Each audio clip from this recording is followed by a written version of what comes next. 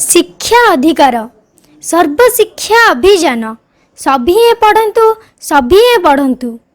मने रखंतु आपणक प्रिय YouTube channel रो नाम सुपरस्टार्स एक्सप्रेस। प्रत्येक रविवार दिन 10टा पर ठारू उक्त चैनल खोली नुआ नुआ चटापट स्मार्ट कार्यक्रम देखिबार सुजोग नियंतु एवं आमको उत्साहित करंतु। आसंतु एबे नवम श्रेणी इंग्रेज बहीर पाठ्यक्रम में सामिल हेबा लाइव क्लास 5 पिला माने द प्राइसलेस गिफ्ट रो समस्त पाराग्राफ और तार प्रश्न उत्तर तुम्हें प्रति पाराग्राफ रे पाइबो। लाइव क्लास 1 रो लाइव क्लास 4 पर्यंत देख पुस्तक समस्त सर्ट क्वेश्चंस और परीक्षा संबंधित प्रश्न उत्तर से दिया जाइए। तेणु उक्त लाइव क्लास 5 रे आमे केवल ग्रामर सेक्शन पाठ्यक्रम को आलोचना करिबा। आस एबे टेक्सुअल ग्रामर रे सामिल हेबा। Textual grammar fill in the gaps using the appropriate form. एभली प्रश्न पाई केतक सटीक शब्द कोसी मन रख। एंटर प्रवेश करिबा से जो शब्द बाहर से एंट्रांस और एंट्री तार अर्थ प्रवेश से नो अर्थ जानिबा से जो शब्द बाहर नॉलेज ज्ञान। यूजुअल अर्थ साधारण से जो शब्द बाहर से यूजुअली साधारणतः। एक्सप्रेस जो शब्द बाहर से एक्सप्रेशन मुखर भाव प्रकाश। डिपार्ट जो शब्द बाहर डिपार्चर अर्थ प्रस्थान। अपॉर्चुन जो शब्द बाहर से अपॉर्चुनिटी अर्थ सुजोग। क्यूरियस जो शब्द बाहर क्यूरियोसिटी अर्थ कौतूहल। कन्वर्स जो शब्द बाहर कन्वर्सेशन अर्थ कथोपकथन। कॉन्सेंट्रेट जो शब्द बाहर कॉन्सेंट्रेशन अर्थ मनोयोग बा ध्यान। डिस्टांट जो शब्द बाहर डिस्टेंस अर्थ दूरता। मिराकुल अर्थ विस्मय आश्चर्य से जो शब्द बाहर मिराकुलस अर्थ विस्मयकारी। एंजाइटी जो शब्द बाहर एंग्जियस अर्थ व्याकुल। एक विशेष सूचना। नमस्कार। एतद्वारा समस्त विद्यार्थी माननकु सूचय दिया जाउछि कि आपण माने नूतन दर्शक होइथिबारु प्रथमे नाली अक्षर रे थिबा सब्सक्राइब बटन टिकु टिपंतु। तापरे सब्सक्राइब पाखरे थिबा बेल आइकन घंटी टिकु दबाई दियंतु। शेषरे ऑल लेखा होइथिबा घंटी टिकु टिपि दियंतु। एभली करिबा द्वारा आपण आमर समस्त शिक्षा प्रोग्राम देखिपारे। बर्तमान तमें उक्त वाक्य मानक शब्द परवर्ती शब्द तैयारी कर। There is an dash of anger on his face. Express expression. He made his dash from the scene after a dialogue. Departure. She performed well at her first dash opportunity. She showed a dash for my past life. Curiosity. I had a dash with my friend. Conversation. You need a lot of dash on the subject to understand it perfectly. Concentration. Fill in the gaps with appropriate adjectives. पिला माने adjective अर्थ विशेषण। जो ward विशेष्य noun रो गुण अवस्था रंग आकार संख्या व परिमाण को बुझाए ताको एडजेक्टिव कहते। Example a good boy. एटार गुड शब्द बॉय रो गुण को बुझाउची एंड गुड होउची एडजेक्टिव। आन ओल्ड मैन जने बुढ़ा लोक एटार ओल्ड शब्द मैन रो कोन ना अवस्था को बुझाउची एंड ओल्ड होउची एडजेक्टिव। 6 रुपीस एटार 6 शब्द रुपीस रो संख्या को बुझाउची एणु 6 होची एडजेक्टिव। मच वाटर एटार मच शब्द वाटर रो परिमाण को बुझाउची एणु मच होची adjective. Fill in the gaps with appropriate adjective. बर्तमान तुम प्रश्न है एप्रोप्रिएट एडजेक्टिव रे वाक्य गुड़ पूर्ण कर। एडजेक्टिव गुड़ ब्रैकेट भितर भी दिया जाइए। Miraculous mysterious brief only weekly virtuous serious healthy sad. I hope that some days change will occur. Miraculous. Miraculous अर्थ आश्चर्यजनक। The children have days appetite. Brief. There was some days news for the child. Sad. अर्थ दुखद। She suffered from a day's illness. Serious. अर्थ गुरुतर। He leads a day's life in all the time.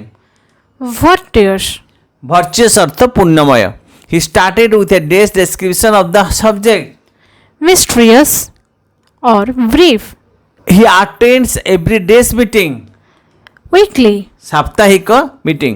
Ramesh is the days child of his father, only, ଏକମାତ୍ର ସନ୍ତାନ।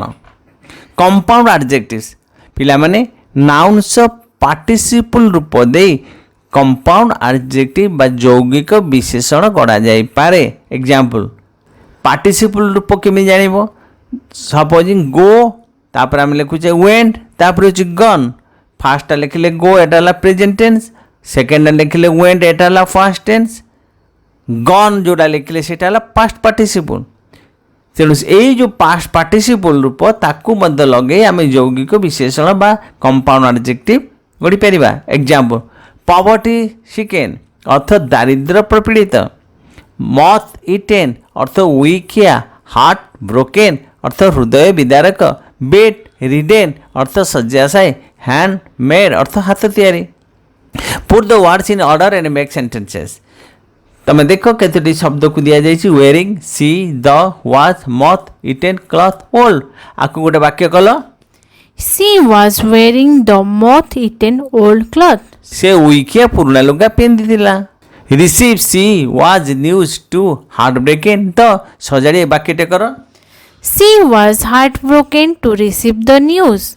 ଖବରଟି ପାଇ ତାର ହୃଦୟ ଭାଙ୍ଗିଗଲା ପରି ଲାଗିଲା।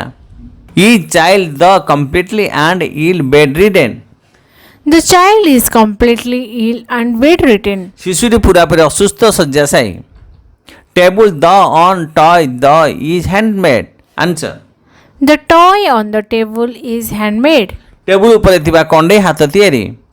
Government the help by peasants poverty stricken were the. The poverty-stricken peasants were helped by the government. ଦାରିଦ୍ର୍ୟ ପ୍ରପୀଡ଼ିତ ଚାଷୀମାନେ ସରକାରଙ୍କ ଦ୍ୱାରା ସାହାଯ୍ୟ ପ୍ରାପ୍ତ ହେଲେ। ଆକ୍ଟିଭ୍ ଆଣ୍ଡ ପେସିଭ୍ ଭଏସ୍, କର୍ତ୍ତୃବାଚ୍ୟ କର୍ମବାଚ୍ୟ। ପିଲାମାନେ କର୍ତ୍ତା ପ୍ରଧାନ ବାକ୍ୟକୁ ଆକ୍ଟିଭ୍ ଭଏସ୍ କହନ୍ତି, କର୍ମ ପ୍ରଧାନ ବାକ୍ୟକୁ ପେସିଭ୍ ଭଏସ୍ କହନ୍ତି। ଏକ୍ଜାମ୍ପଲ୍, ଆଇ ଇଟ୍ ରାଇସ୍, ମୁଁ ଭାତ ଖାଏ। ଏହା ଆକ୍ଟିଭ୍ ଭଏସ୍। କିନ୍ତୁ rice is eaten by me, ଭାତ ମୋ ଦ୍ୱାରା ଖିଆଯାଏ, ଏହା ପେସିଭ୍ ଭଏସ୍। ଏଠାରେ ପ୍ରଥମ ବାକ୍ୟରେ କର୍ତ୍ତା ଆଏ ମୁଖ୍ୟ ପଦ, କିନ୍ତୁ ଦ୍ୱିତୀୟ ବାକ୍ୟରେ ରାଇସ୍ ଇଜ୍ ଇଟେନ୍ ବାଇ ମିରେ ଅବଜେକ୍ଟ ଅର୍ଥାତ୍ କର୍ମ ରାଇସ୍ ହେଉଛି ମୁଖ୍ୟ ପଦ। ତେଣୁ ପ୍ରଥମ ବାକ୍ୟଟା ହେଲା ଆକ୍ଟିଭ୍ ଭଏସ୍, ଦ୍ୱିତୀୟ ବାକ୍ୟଟା ହେଲା ପେସିଭ୍ ଭଏସ୍। ଦୁଇଟି ଯାକ ବାକ୍ୟ ଅର୍ଥ ସମାନ, କିନ୍ତୁ ଭଏସ୍ରେ ଯାହା କେବଳ ପରିବର୍ତ୍ତନ ଘଟିଛି। ଆକ୍ଟିଭ୍ ଭଏସ୍କୁ ପେସିଭ୍ ଭଏସ୍ କଲାବେଳେ କେତେକ ନିୟମ ମାନିବାକୁ ପଡ଼େ। ଏକ୍ଜାମ୍ପଲ୍, ପଏଣ୍ଟ 1, ଆକ୍ଟିଭ୍ ଭଏସ୍ରେ ଥିବା ଭର୍ବର ଅବଜେକ୍ଟ ପେସିଭ୍ ଭଏସ୍ରେ ସବଜେକ୍ଟ ହୁଏ। ସେପରି ଆକ୍ଟିଭ୍ ଭଏସ୍ରେ ଥିବା ଭର୍ବର ସବଜେକ୍ଟ ପେସିଭ୍ ଭଏସ୍ରେ ଅବଜେକ୍ଟ ହୁଏ। ତା ପୂର୍ବରୁ ବାଏ ଲାଗେ। ଅବଜେକ୍ଟ ଯେଉଁ କଥା କହିଲି ସେଇଟା କେମିତି ଚିହ୍ନିବ? କ୍ରିୟାରେ କ'ଣ କାହାକୁ ଲଗାଇ ପ୍ରଶ୍ନ କଲେ ଯାହା ମିଳେ ତାହା ହେଲା object. Example, I eat rice, ମୁଁ ଭାତ ଖାଏ। କ'ଣ ଖାଏ? ଆନ୍ସର୍ ଆସିଲା ରାଇସ୍, ଭାତ। ଏଣୁ ଏହା ହେଲା ଅବଜେକ୍ଟ।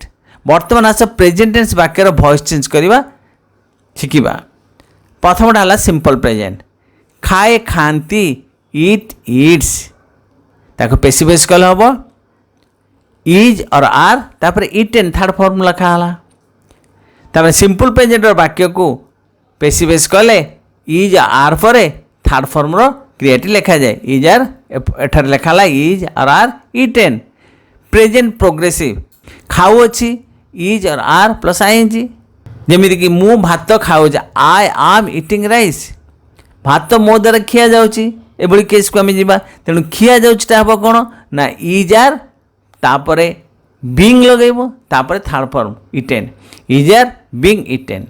ପ୍ରେଜେଣ୍ଟ ପରଫେକ୍ଟ ଯେଉଁ ବାକ୍ୟରେ ଇ ଥାଏ, ଖାଇଅଛି, ଏଥିରେ ଆମେ ଲଗାଉ କ'ଣ ସିମ୍ପଲ୍ ଆକ୍ଟିଭ୍ ଭଏସ୍ରେ has plus have plus third form. ତେଣୁ ଧର ମୁଁ ଭାତ ଖାଇଛି, ଆଇ ହାଭ୍ ଇଟେନ୍ ରାଇସ୍, ଭାତ ଖିଆଯାଇଛି, ମୋ ଦ୍ୱାରା ଭାତ ଖିଆଯାଇଛି। ଏଭଳି ବାକ୍ୟ ପଡ଼ିଲେ ଆମେ କ'ଣ କରିବା ନା ହାଭ୍ ହାଜ୍ ଲେଖିଦେବା, ତାପରେ ମଝିରେ ଗୋଟେ ବିନ୍ ଲେଖିବା, ତାପରେ ଥାର୍ଡ଼ ଫର୍ମ ଲେଖିବା। ତେଣୁ have has been eaten. Past ଟେନ୍ସକୁ ଯିବା, ସିମ୍ପଲ୍ ପାଷ୍ଟ। ଖାଇଲା, ଏହା କହିବା ଆମେ ଏଟ୍, ସିମ୍ପଲ୍ ପାଷ୍ଟ। ଖିଆଗଲା ହେଇଯିବ was were plus third form. ତେଣୁ was were eaten. Past progressive ଉଠିଲା ବାକ୍ୟ, ୱାଜ୍ ୱେର୍ ପ୍ଲସ୍ ଆଇଏନ୍ଜି। ତେଣୁ ଯେତେବେଳେ ତାକୁ ସ୍ପେସିଫାଇଜ୍ କରିବା ଖିଆ ଯାଉଥିଲା, ୱାଜ୍ ୱେର୍, ତାପରେ ବିଙ୍ଗ ଲଗାଇବା, ତାପରେ ଥାର୍ଡ଼ ଫର୍ମ କଲେ was were being eaten. Past perfect ଇ ଥିବା ବାକ୍ୟ, ଖାଇଥିଲା, ଆମେ କହୁ ହାର୍ଟ ଇଟେନ୍। ଯେତେବେଳେ ଖିଆ ଯାଇଥିଲା ପେଶୀ ବୟସ ହେବ ସେତେବେଳେ ହେବ had plus been plus third form had been eaten. ବର୍ତ୍ତମାନ ଯିବା ସିମ୍ପଲ୍ ଫ୍ୟୁଚର। ଖାଇବ ଆମେ ତାକୁ ୱିଲ୍ ଇଟ୍, ଖିଆ ହେବ ସେମିତି କରିବା will be plus third form will be eaten. ମନେ ରଖ ପେଶୀ ବୟସରେ କ୍ରିୟା ପାଷ୍ଟ ପାର୍ଟିସିପଲ୍ ହୁଏ, ଯେମିତି ଗୋ ୱେଣ୍ଟ ଗନ୍, ଏଠାରେ ଗନ୍ ହେଉଛି ପାଷ୍ଟ ପାର୍ଟିସିପଲ୍ ରୂପ। Change the passive form when the mage was coming to an end I dashed tell my father to leave the stadium quickly to attend to my cousin at the hospital where he dashed bracket bring by an ambulance. When the match was coming to an end, I was told by my father to leave the stadium quickly to attend to my cousin at the hospital where he had been brought by an ambulance. ଏଠି ପ୍ରଥମ ବାକ୍ୟରେ tail ପାଇଁ ଲେଖାଗଲା was told କୁହାଯାଇଥିଲା, ଆଉ second ପାଇଁ ଲେଖାଗଲା had been brought ଅଣାଯାଇଥିଲା। Change into passive form I dash shocked to hear this. An auto rickshaw dash arranged and I reached the hospital and then the ward in no time. ଏଠି ସକ୍ ପାଇଁ ପେଶୀ ବୟସ ହେବ I was ସକ୍ଡ, ଆଶ୍ଚର୍ଯ୍ୟରେ ଦୁଃଖାନ୍ୱିତ ହୋଇଯାଇଥିଲି। ଆନ୍ auto rickshaw dash ଆରେଞ୍ଜରେ ଆସିବ was arranged, ବ୍ୟବସ୍ଥା କରାଗଲା।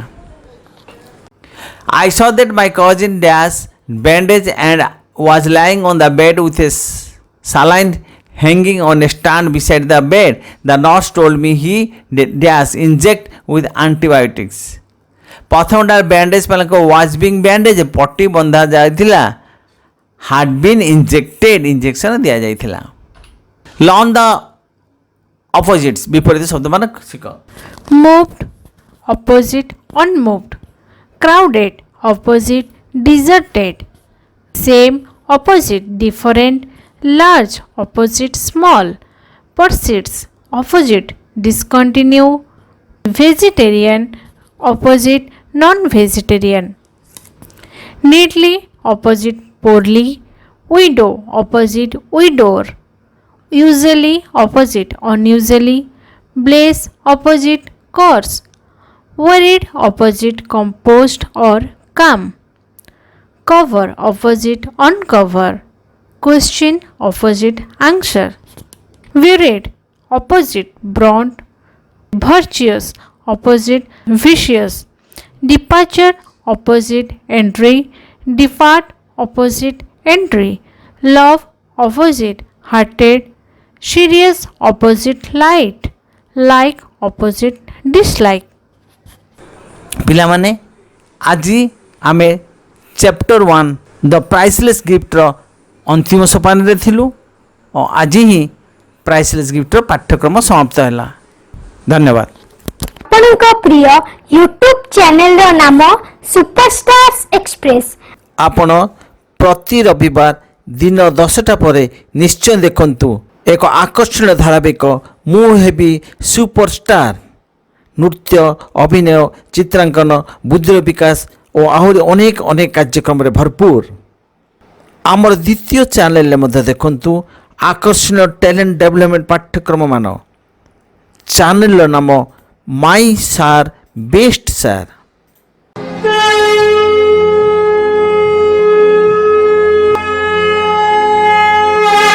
ଏହି ଭିଡ଼ିଓ ଗୁଡ଼ିକ ନିଶ୍ଚୟ ଦେଖନ୍ତୁ। ଡାହାଣ ପଟରେ ଥିବା ଲୋଗୋ ଉପରେ ପ୍ରେସ୍ କରି ସବସ୍କ୍ରାଇବ୍ କରନ୍ତୁ ଏବଂ ଓପନ୍ କରି ଦେଖନ୍ତୁ। ସମସ୍ତ ଯୋଗାଯୋଗ ପାଇଁ ଆମ ହ୍ୱାଟ୍ସଆପ୍ ନମ୍ବର ହେଲା 8260186104।